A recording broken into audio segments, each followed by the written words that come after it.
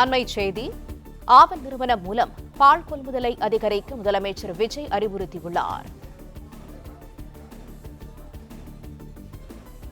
ஆவின் நிறுவனம் மூலம் பால் கொள்முதலை அதிகரிக்க முதலமைச்சர் விஜய் அறிவுறுத்தியிருக்கிறார்.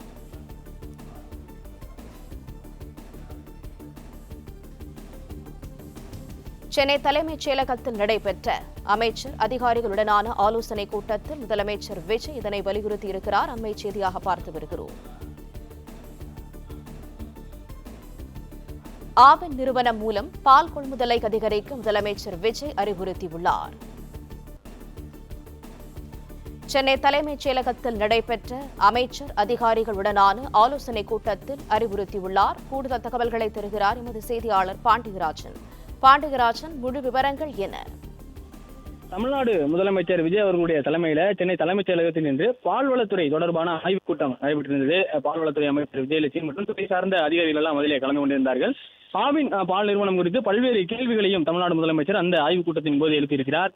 இதற்கு முன் இருந்த பால் விநியோக சங்கிலி எவ்வாறு இருந்தது, மேலும் பால் கொள்முதலில் இருக்கக்கூடிய இடர்பாடுகள் என்ன, தனியாருக்கு இணையாக ஆவின் நிறுவனத்தை உயர்த்தக்கூடியதில் இருக்கக்கூடிய சவால்கள் என்ன என்பது குறித்தெல்லாம் தமிழ்நாடு முதலமைச்சர் கேட்டிருப்பதாக தகவல் வெளியாகியிருக்கிறது. அவர்கள் துறை சார்ந்து அளிக்கக்கூடிய அந்த பதில்களையும் விளக்கங்களையும் கேட்டறிந்த பின் அவர் பல்வேறு அறிவுறுத்தல்களை வழங்கியிருப்பதாகவும் சொல்லப்பட்டிருக்கிறது. ஆவின் நிறுவனம் மூலம் பால் கொள்முதலை அதிகரிக்க அறிவுறுத்தல் வழங்கப்பட்டிருப்பதாக தற்போது தகவல் வெளியாகியிருக்கிறது.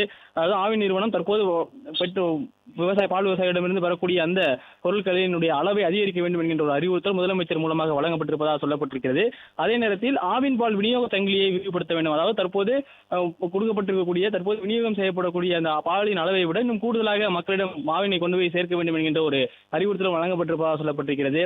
இதற்கு முன் ஆவின் துறையில் இருக்கக்கூடிய அந்த பிரச்சனைகளை முக்கியத்துவம் கொண்டு சரி செய்ய வேண்டும் எனவும் சொல்லப்பட்டிருக்கிறது. அவற்றை உடனடியாக போர்க்கால அடிப்படையில் அவற்றில் இருக்கக்கூடிய தவறுகளை சரி செய்து நிறுவனத்தை நல்லபடியாக செயல்படுத்த வேண்டும் என்கின்ற ஒரு அறிவுறுத்தல் வழங்கப்பட்டிருக்கிறது.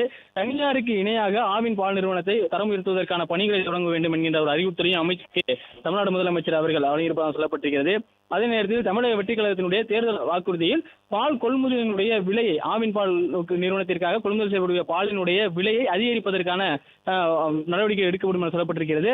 அது குறித்தும் பேசப்பட்டதாக தற்போது தகவல் வெளியாகியிருக்கிறது.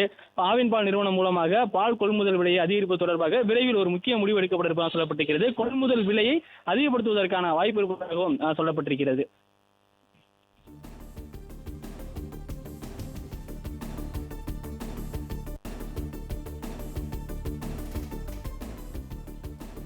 பிளே ஸ்டோர் மற்றும் ஆப் ஸ்டோரில் இருந்து பாலிமர் செயலியை QR கோடு மூலம் பதிவிறக்கம் செய்யுங்கள்.